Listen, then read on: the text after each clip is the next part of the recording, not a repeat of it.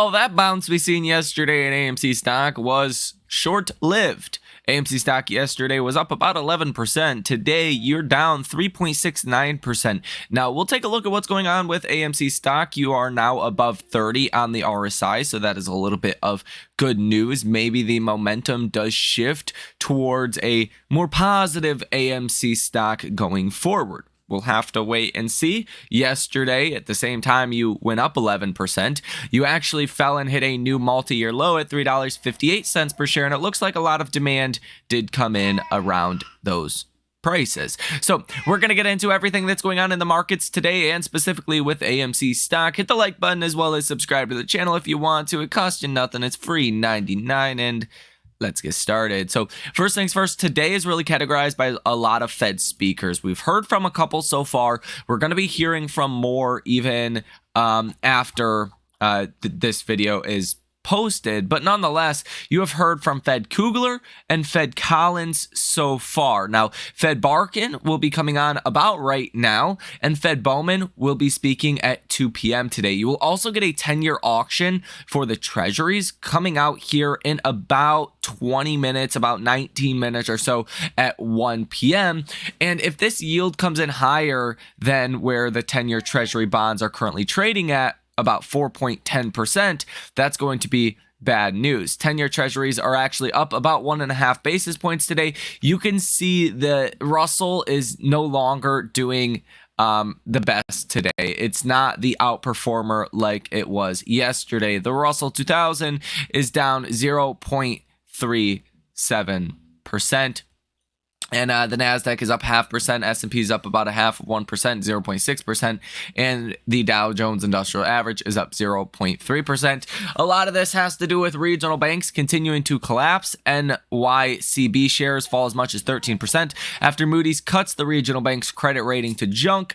They did also come out and say they are selling some assets. They're selling their RV loans, their recreational vehicle loans, worth about $1 billion to try to raise capital without selling stock or doing anything, other than that that's too dramatic. Now, Fed Governor Kugler backs caution on rates. Kashkari expects only 2 or 3 cuts in 2024. And that's just if things continue to kind of get better from here, right? Fed officials,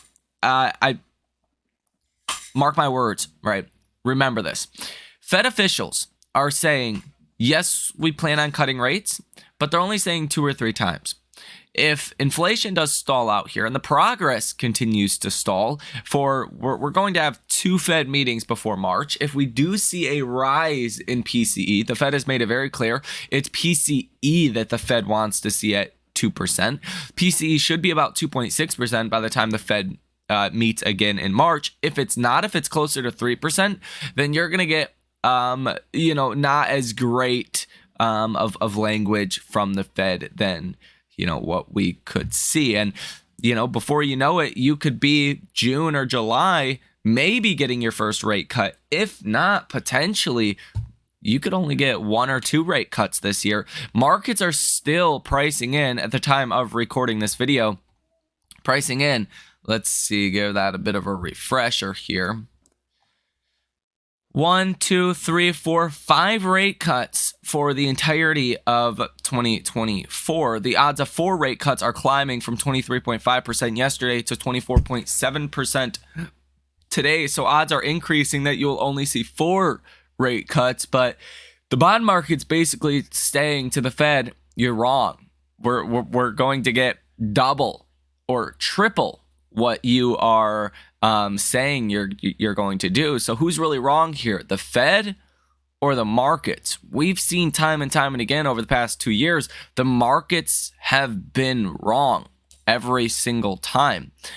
You can make an argument besides December of 2021 when the Fed said 3 rate cuts and rate hikes, and the markets were pricing in a little bit more than that, around 4.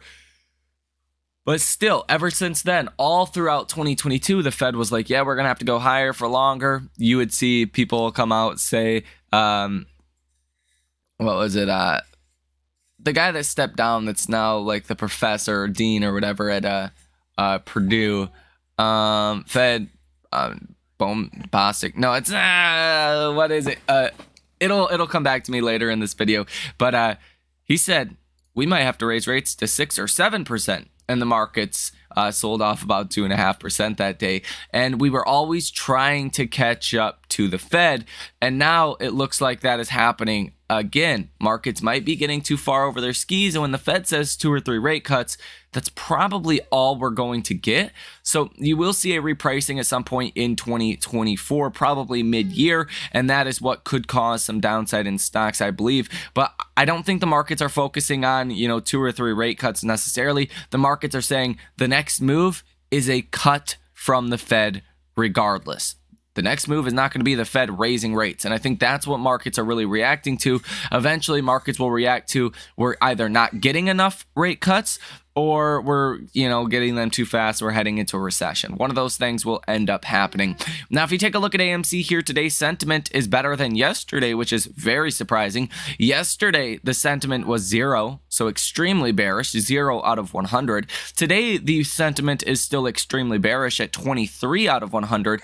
Yesterday was really a shocker, though. 0, 0, extremely bearish. And you were up 11% yesterday, didn't make a whole lot of sense. Message volume is extremely high today at 85, a little bit lower than yesterday's 100, so that's also good. And the participation ratio is at 39, which is on the low side. Now, again, the phenomena is continuing where the markets are very narrow. Not a lot of stocks participating in this rally today. Yeah, my portfolio specifically getting utterly destroyed. Fubo down over 20% today. Snapchat down 30+% today. Definitely a rough day out there for a lot of stocks, but you can see here the percentage of stocks above their 50-day moving average. That is now at 48.03%, down 2.5% today. So less than half of stocks are actually above their 50-day moving average. That is not good at all. That is very, very negative. When you have only a select group of stocks that are causing markets to continue higher, actually hitting new all-time highs today, you're in a pretty weak place. I would categorize the markets as sick at that moment in time because it's all just being pooled. All of the money is being pooled into, the top 5 or 10 top 10 stocks out there, and that puts markets in a very, very vulnerable position. If some of those names do start to give up, it can have some broad-based implications for the markets. Now, for the options market expiring by this Friday in AMC Stock, you do have about 3,700 calls currently in the money, 72,000 calls that are out the money. In the money puts at about 14,000, out the money puts at 16,000. So a lot of calls sitting here out the money. If we do get a more broader based rally, even to get the S&P or NASDAQ to fall here would probably be good, and to get some money going into other areas of the markets, let's call it big tech or semiconductors, if they were to continue the trend of yesterday in which Nvidia fell about 2%, give or take. To see that money go into other areas of the markets, I think it's pretty clear at this point. AMC stock is an area that quite a few people are going to put some money, at least if yesterday was any kind of indicator. Now, we are also going to get, like I said, some earnings today in after hours that you should know. PayPal, Walt Disney, ARM, Wynn, Exelis, Confluent, Paycom, Mattel, Eneli, and McKesson that will be reporting earnings tomorrow morning. ConocoPhillips, Philip Morrison, Cameco, Spirit, Hershey's, Lightspeed, Dynatrace, Aora, Lincoln Financial Group, and S&P Global. And then tomorrow and after hours, you are going to get Affirm, Pinterest, Cloudflare, Dexcom, Expedia, CleanSpark, Bill.com, Take-Two Interactive, Illumina, and PetMeds. I think PayPal is a pretty important one as far as that broader market trade, because PayPal has just been utterly destroyed over the past couple of years, and PayPal's business has actually been doing very well. You really can't make a complaint when it comes to PayPal's business growing way more than even an Apple's concern. But, apples to apples, markets do not look at PayPal the same way they look at Apple. So definitely going to be a important one to watch here in the after hours period. Now, let's take a look at AMC stock on the day today from Ortex.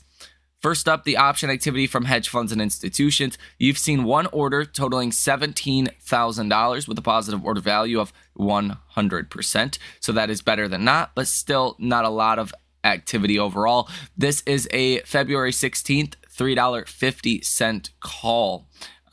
So they're expecting the stock could go back into the $4 range. That's not happening today, but you're not too far off of that nonetheless. You're at $3.92 per share. If you take a look at the volume today, 72.5% of the volume is to the call side, 27.5% of the volume is to the put side. So pretty healthy numbers there, and open interest about 72% to the call side and 28% to the put side. Now, if we take a look here at the short interest numbers, continuing to climb pretty much every single day. They're going higher.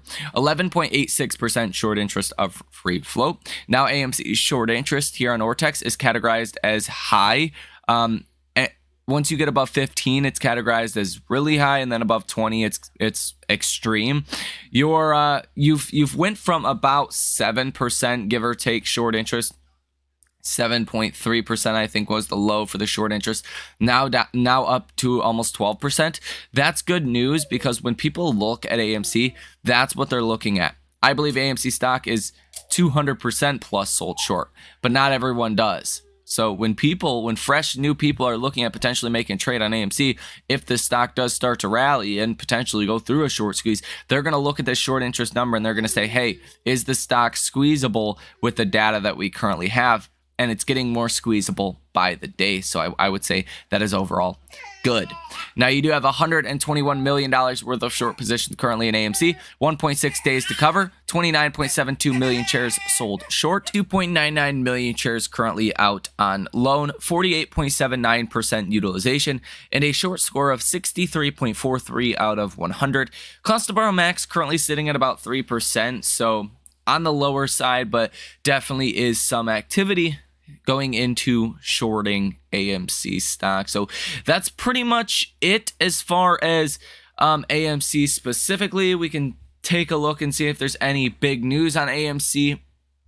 Not really.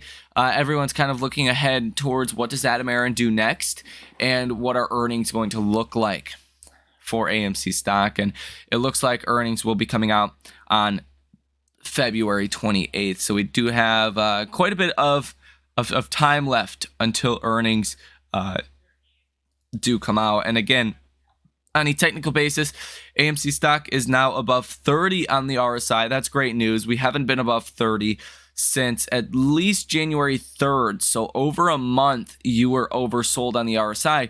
Does a AMC stock above 30 potentially give you a larger rally from here? It's possible. I wouldn't hold my breath on just that alone. It is possible, but it does really depend on, what Adam Aron does from here. If he raises capital, it's not going to matter about anything else.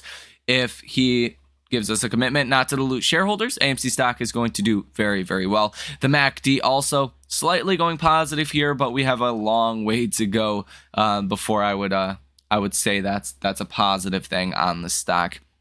Nonetheless, you're about 40 cents off of 35 cents or so off of your all-time low. So you have created a little bit of distance with yesterday's 11% gainer.